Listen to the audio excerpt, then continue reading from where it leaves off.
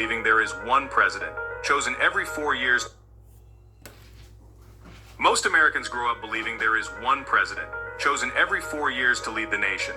But hidden in plain sight is a far more complex reality. There are, in fact, two distinct presidential roles, one serving the Union of States, the other serving the District of Columbia. Today we uncover that duality and the practices it enables. Chapter 1. How the Federal City was created. In 1790, Congress passed the Residence Act, carving a 10-mile square separate from any state, the District of Columbia. Congress created a federal district apart from any state, with exclusive legislative control. L'Enfant's plan established the federal city as a distinct jurisdiction, the seat of government. This district was not a state. It was a federal creation under the control of Congress. Within its boundaries, Congress held exclusive legislative authority. The district had a separate civic identity, a municipal entity rather than a sovereign state. From that design came two presidential roles. The President of the United States, created by the Constitution, is Chief Executive of the Union of States.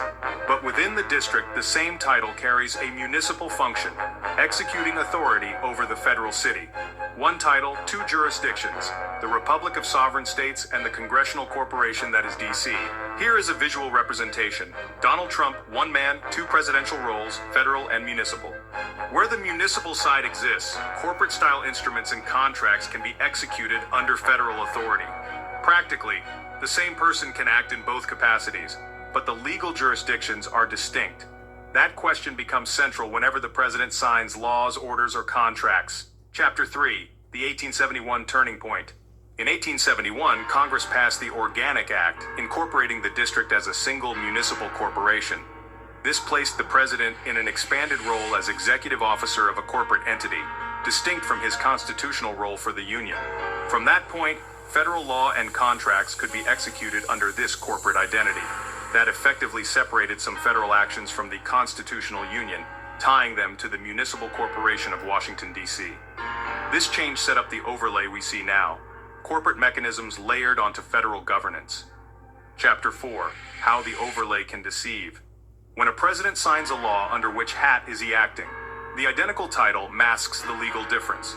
The same signature can bind either the union or the municipal corporation, a deceptive overlay when not clarified.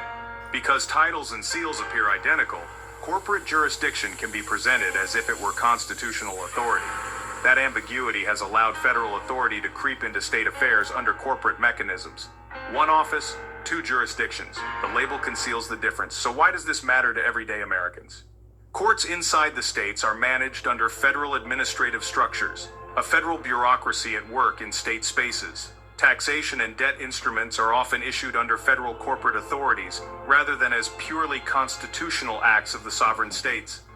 Even military powers and emergency declarations can trace enforcement back to these corporate jurisdictions. The result? States and private Americans can be affected by instruments tied to the municipal overlay, often without clear, informed consent. This is not academic. It touches courts, taxes, contracts, and emergency powers. Chapter 6. What recognizing the duality allows us to do. Recognizing the dual presidency is the first step to breaking the illusion. Education and local civic engagement help clarify which jurisdiction applies in any action. Ask, under which jurisdiction is this being done? The union or the municipal corporation? Truth brings remedy, and remedy begins with knowledge. The United States began as a compact of sovereign states. D.C. was created as the seat of government, not a substitute for the republic. By understanding this distinction, we reclaim the clarity intended by the framers. Subscribe for more history, law, and truth.